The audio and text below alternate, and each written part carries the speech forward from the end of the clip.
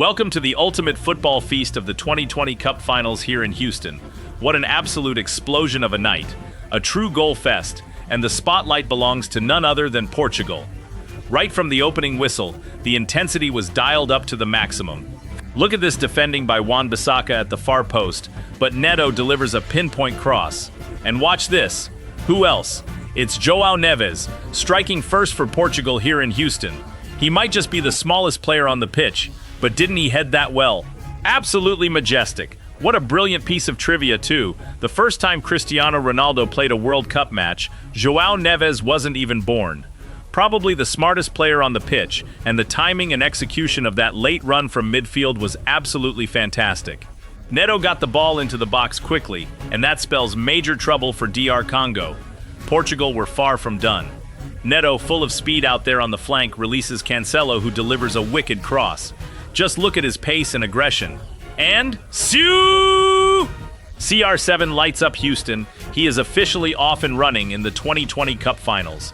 That is not an easy finish at all, bouncing up on the volley, but it's an absolute brilliant take. His 144th international goal brings a massive smile to the face of manager Roberto Martinez and the entire squad. With the other main men like Messi, Haaland, and Mbappe all finding the net, Portugal's main man made sure he wasn't left behind. The nightmare continued for their opponents. This time, it's Nuno Mendes. It's 2-0, a goal that surprised everybody in the stadium, especially the Uzbekistan defense and their goalkeeper. The Paris Saint-Germain fullback's shot wasn't even strictly in the corner, and the keeper probably should have saved it, but Portugal used Cristiano as a perfect decoy.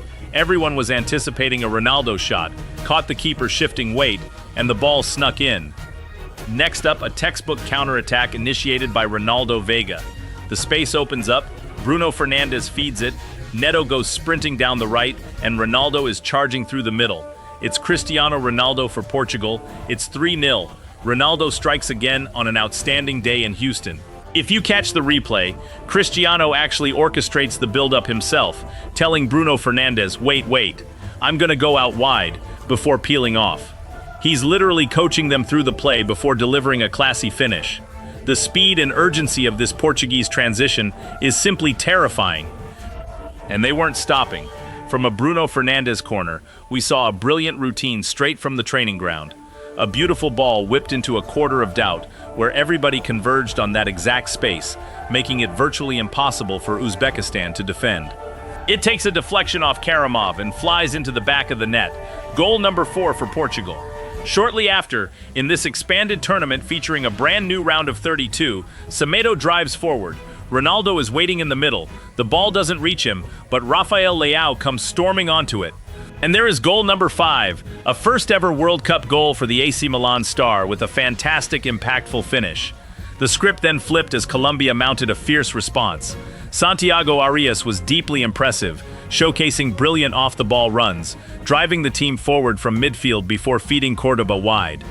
A powerful strike forced a strong right-hand save from Diogo Costa. The rebound fell to Luis Diaz, but his follow-up was brilliantly blocked.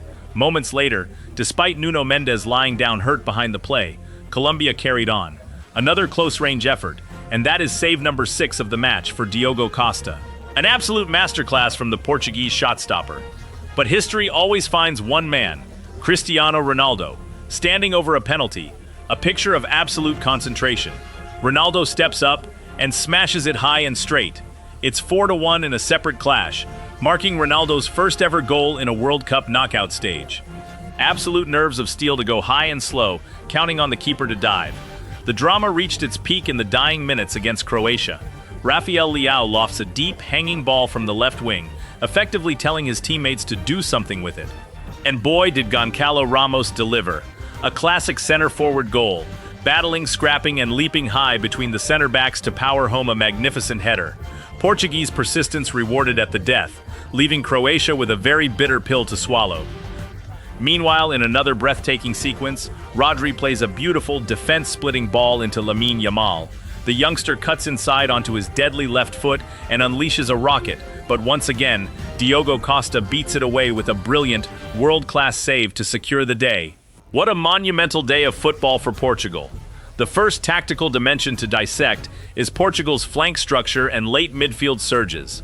In João Neves' opening goal, the tactical intent was clear: verticality and rapid service into the box.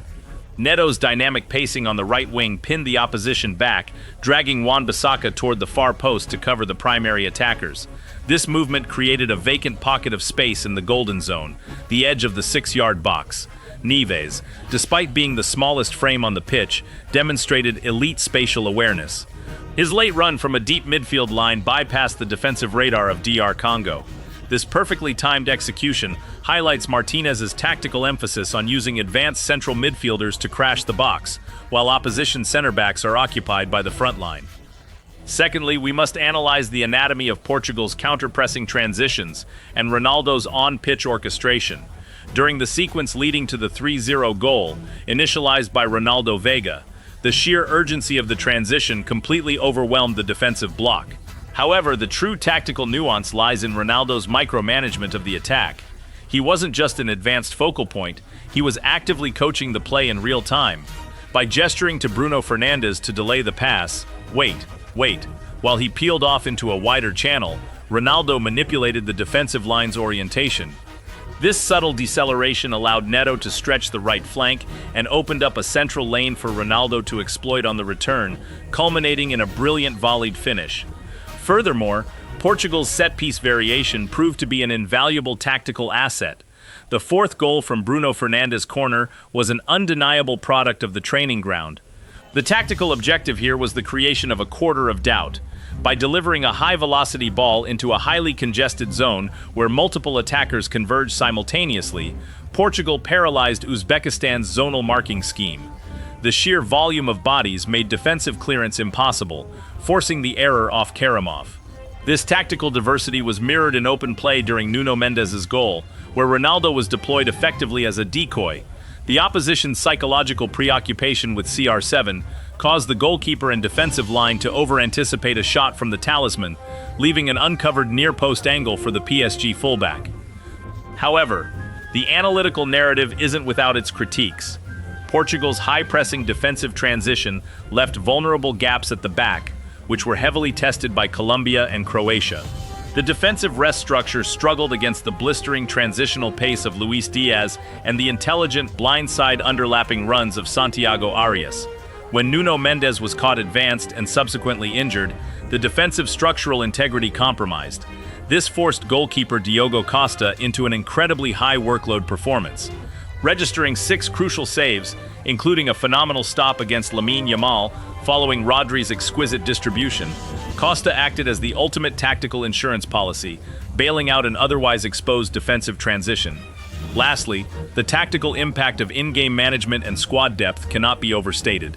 The introduction of Goncalo Ramos and the relentless directness of Rafael Leao on the left flank late in the Croatia match underscored Portugal's Plan B. Leao, buoyed by his historic World Cup goal earlier, adjusted his positioning to act as a traditional winger, delivering a deep, high-trajectory cross designed to isolate Croatia's center backs. Ramos executed the classic role of a target man, scrapping, mismatching physical profiles, and converting a low-probability aerial duel into a match-winning goal. In summary, Portugal presents a multifaceted offensive engine capable of wing rotation, lethal counterattacks, sophisticated set pieces, and direct aerial overloads.